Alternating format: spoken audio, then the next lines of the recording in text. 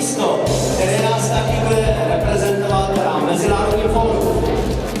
Tak a vítězkou této kategorie je Kateřina Navrátilíková se ziskem 150 bodů.